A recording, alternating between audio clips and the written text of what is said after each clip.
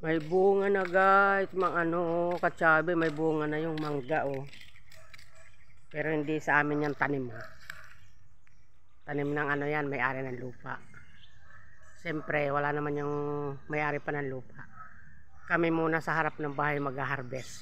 Ayun pa sa taas oh. May mga bubot pa dun. Yun oh.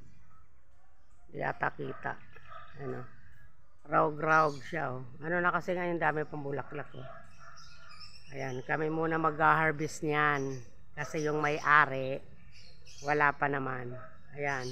Kaya sarap lang pakinggan ang huni ng mga ibon.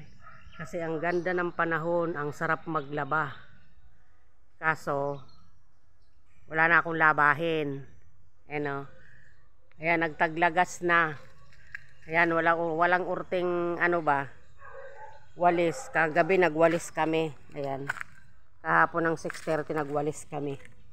So doon sa banda doon, yun, marami pa rin mga dadahon doon. Kasi wala namang mga bahay dyan. Ayan o. Ito tapos na ito maglagas. Kaya medyo maganda na yung ano niya.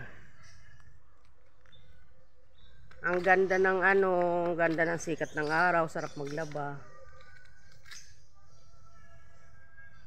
Yan, naririnig nyo ba yon, yung huni ng ibon? Alam nyo ka-chubs, relaxing. Ayan yung mangga. Pag lumaki-laki na yan, aanihin na namin yan. Good morning, good morning!